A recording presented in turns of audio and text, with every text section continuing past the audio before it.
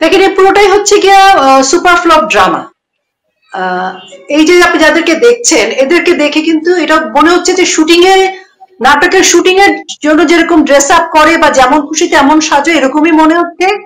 যদি তারা সুস্থ না হয়, দীর্ঘদিন অসুস্থ থাকে, তাদেরকে এইরকম বডি ল্যাঙ্গুয়েজ তাদেরকে রাস্তায় নামার কথা। এটা পুরোটাই হচ্ছে সাজানো একটা প্লট। এবং আমি শুরুর দিকে কিন্তু এই কথাগুলো বলেছিলাম যে ডক্টর মোহাম্মদ ইউনূস প্রথমে বলেছিলেন নিশ্চিহ্ন করবেন, কিন্তু উনি যেহেতু জাতিসংঘ প্রতিনিধি এবং আন্তর্জাতিক চাপে ওনাকে বলতে হলো যে বাংলাদেশ আওয়ামী লীগ নির্বাচন করবে কিনা এটা বাংলাদেশ আওয়ামী লীগ সিদ্ধান্ত নেবে।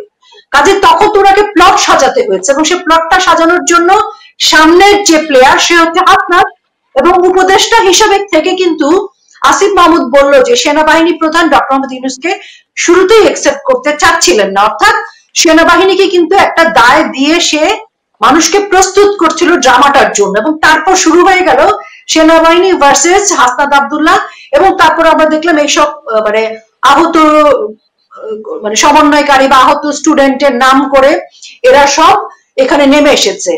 তো এতদিন যে এত চিকিৎসার খরচ হচ্ছে, এত কিছু হচ্ছে, তো এদের চিকিৎসাটা হয়নি কেন? তো আমার কাছে মনে হয় যে এখন আমাদের প্রশ্ন করা উচিত যে ডাক্তারদেরকে চিকিৎসা করছে সেই ডাক্তারের বিরুদ্ধে বিভাগীয় তদন্ত হওয়া উচিত, ডাক্তার কি চিকিৎসা করছে এটি একটি।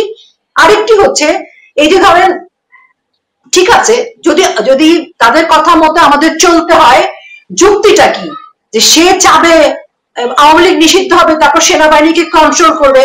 তো তাদের ইচ্ছাটা হচ্ছে সেনাবাহিনীকে কন্ট্রোল করতে চাইছিল, এটা আমার ধারণা। সেনাবাহিনী তাকে ডাকলো, হাসনাতকে, তারপর মিটিং করলো আওয়ামী লীগ নিষিদ্ধ হবে, তারপর তারা বলা শুরু করলো ব্যারিস্টার ফাহাদ পুড়িয়ে দেবে, এবং আমরা চিফ প্রসিকিউটর তাজুলকেও দেখলাম ব্যারিস্টার ফাহাদের সাথে দাঁড়ানো। দেখেন সুলতানা রাষ্ট্রের একজন উপদেষ্টা, সে তার জায়গায় দাঁড়িয়ে সেনাবাহিনীর বিরুদ্ধে বলছে, চিফ প্রসিকিউটর দাঁড়িয়ে ব্যারিস্টার ফাহাদকে নিয়ে বলছে সেনাবাহিনী বা ক্যান্টনমেন্টকে গুড়িয়ে দেবে, এবং একটি রাজনৈতিক দল এনসিপি তারা বলছে সেনাবাহিনীকে গুড়িয়ে দেবে, সমন্বয়কারীরা তারা বলছে সেনাবাহিনীর গাড়ি ভেঙে দিবে, তারা গুড়িয়ে দেবে। এই যে তারা, তার মানে কি ডক্টর মোহাম্মদ ইউনূস সহ, ইনক্লুডিং ডক্টর মোহাম্মদ ইউনূস এবং কয়েকটি রাজনৈতিক দল সেনাবাহিনীর বিরুদ্ধে দাঁড়িয়েছে, এটি সুস্পষ্ট। জনগণ না, কয়েকটি রাজনৈতিক দল এবং সেনাবাহিনী মুখোমুখি। বাংলাদেশ আওয়ামী লীগ বা অন্য রাষ্ট্রের অন্য জনগণ কিন্তু গিয়ে কোনো কিছু বলছে না।